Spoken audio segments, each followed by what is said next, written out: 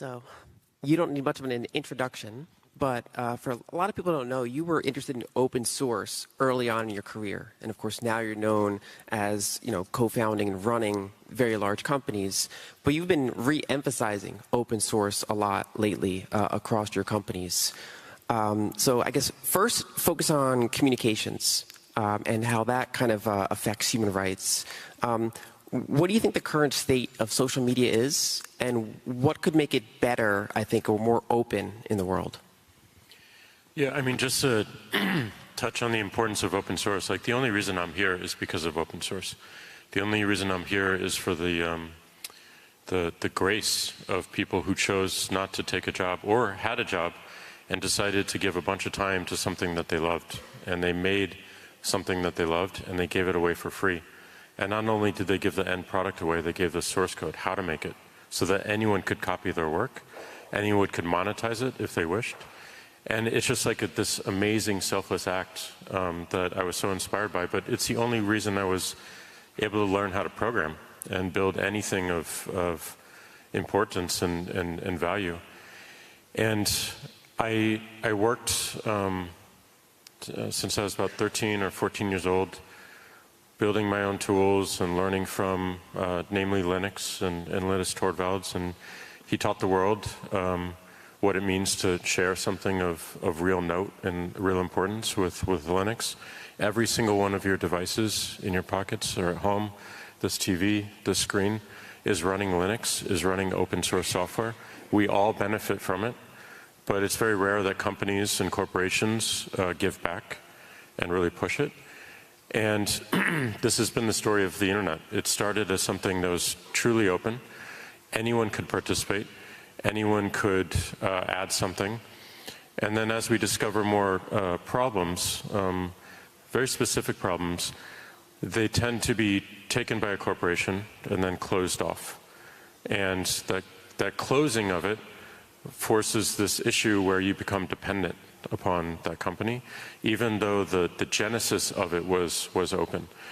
And it just feels, well, it's this constant pendulum swing, but it just feels wrong. It feels incorrect. And the biggest problem with this issue, in my view, is it creates a single point of failure. It creates a chokehold.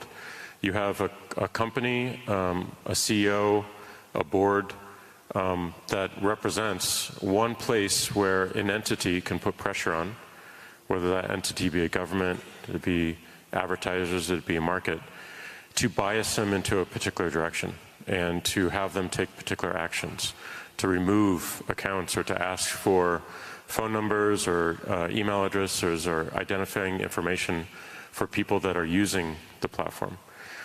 Instead of what the internet wanted to be, which is everyone owns their own instance, everyone owns their own aspect and owns their own data. And because it is so decentralized, because it's so spread out across everything, it's very hard to attack because you have to attack the whole network to get any one particular part. So I think that the state of communication and social media in particular is we have these big companies that have single CEOs, which they could be the best people in the world, and some of them are, but they represent single points of failure. They represent chokeholds that people can bias towards, or institutions or governments can bias. And it's very, very hard to resist that, especially at scale, especially when your entire company's worth and its direction is at stake. When you were running Twitter, you had to deal with activist investors, advertiser demands, country takedown demands for various types of content, and you've had to navigate that all. And you've been emphasizing how open sourcing some of that can help. And for example, you helped launch Blue Sky. Recently, it was announced that you had left the board. You've been donating to Nostr development and active on Nostr. What made you kind of go in that direction, and what do you think will make that successful compared to the hardships of making this work previously? Twitter was very unique. It didn't start as a company. It started as a Hack Week project, and it was so basic and pure. It felt more like a protocol, like HTTP and SMTP that runs email, or FTP, which is a file transfer protocol. It felt more like a protocol for public conversation than it did a company, and it always felt that way. And we had this API which people could do anything with, and the reason we went down all the time in the early days was because like people were using the API nonstop, and we saw all this abuse of it as well. Nothing was rate limited, and we had to shut down more and more of those endpoints because we kept going down because of the just free access. But I think ultimately that's what it wanted to be. But at the same time, we had to pay the bills. We had to become a company. We took investment. We took investors. We had a CEO after me. That the path, once we gave equity employees, there was only 2 ways to go out. Well, 3. 1 to fail, the second to be acquired, or the third to go public.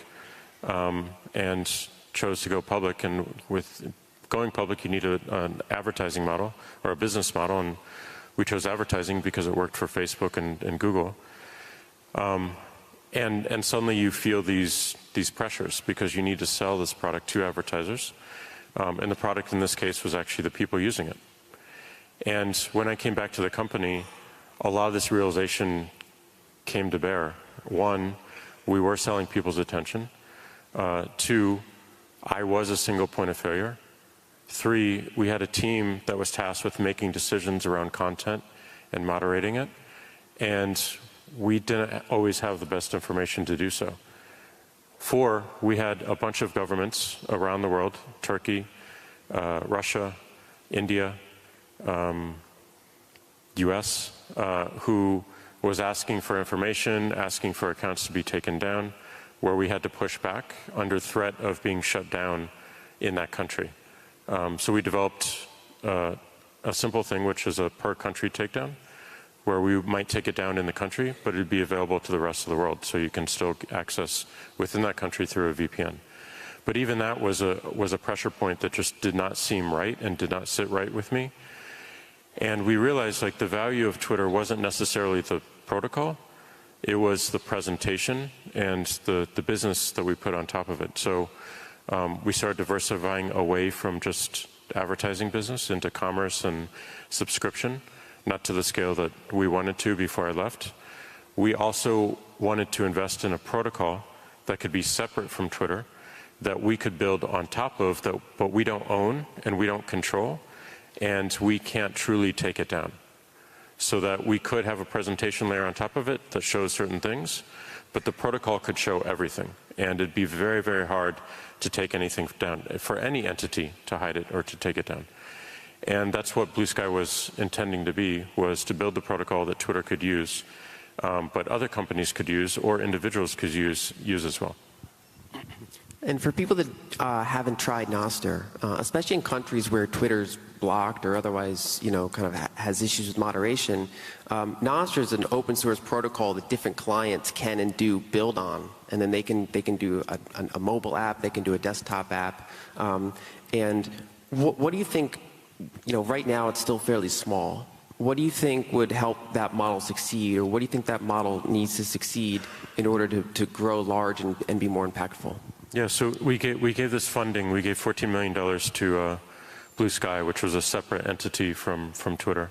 Hired a lead to run it and build it.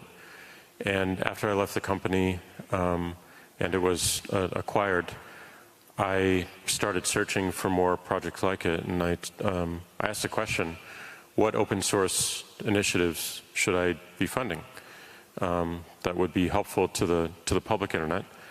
And people kept tweeting at me that I should be looking at Nostr.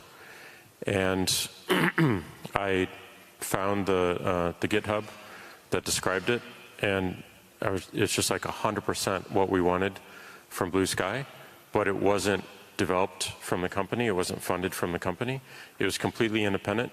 This paper diagnosed every single problem that we had and that I saw that we were trying to address with this protocol, but was doing it in a very grassroots and simple, dead simple way that felt like the early Twitter to me, where any developer could get on and start playing with Twitter and actually feel it immediately.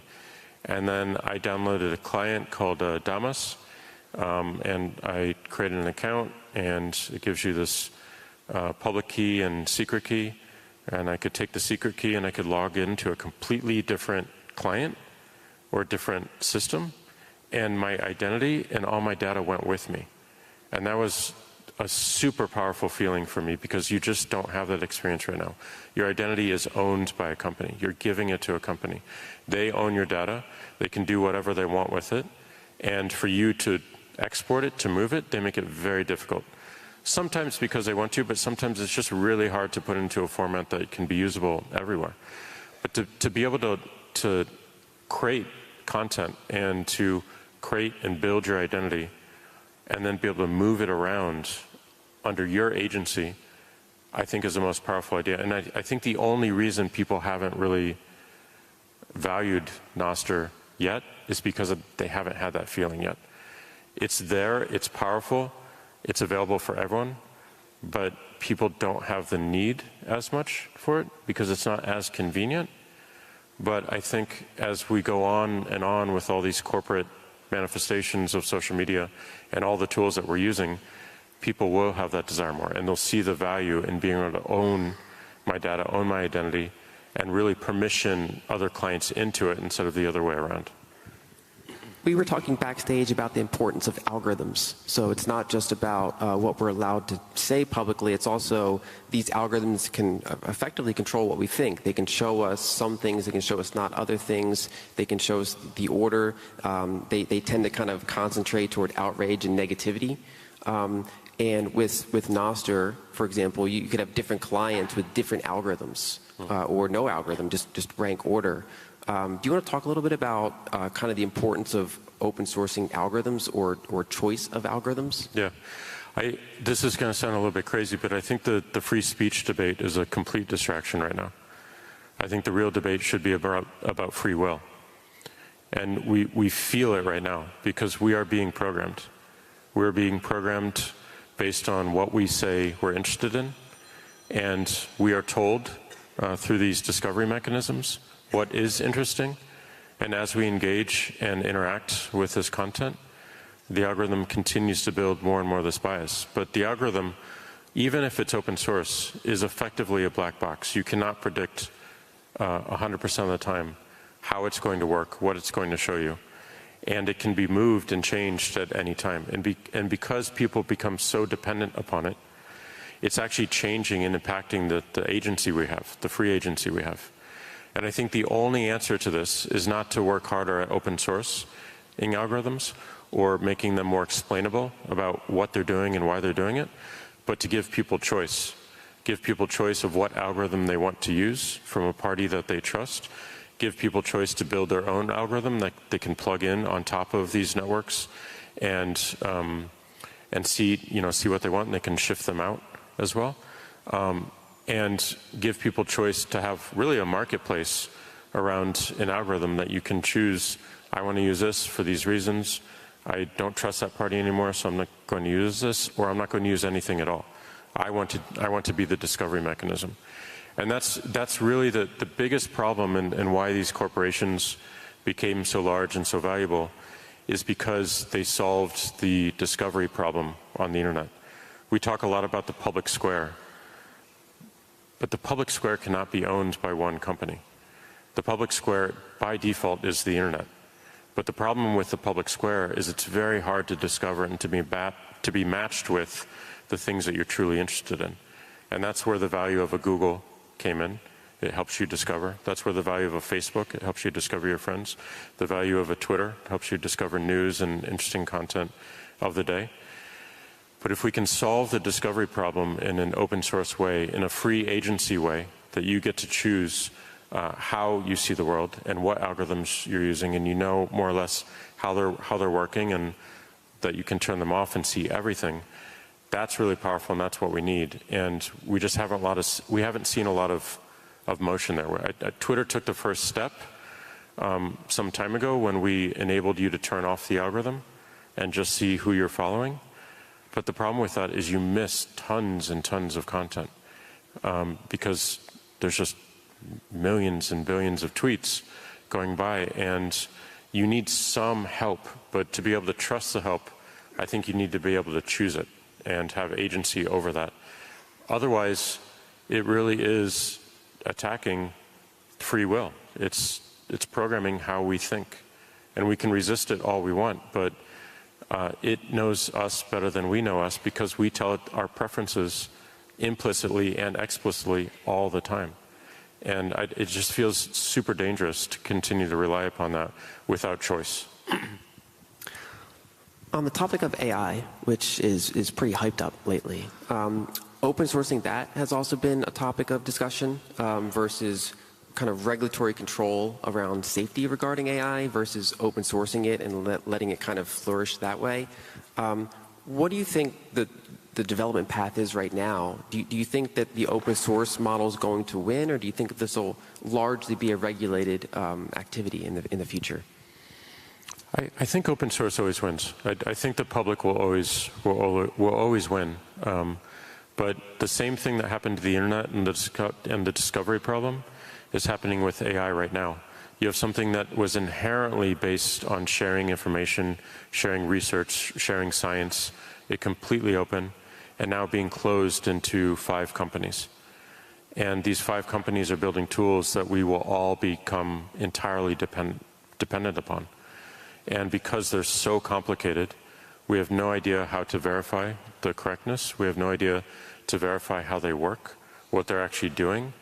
And because we become so dependent on them, if you let just a few months or a few years go by, it becomes too late because those dependencies are so strong.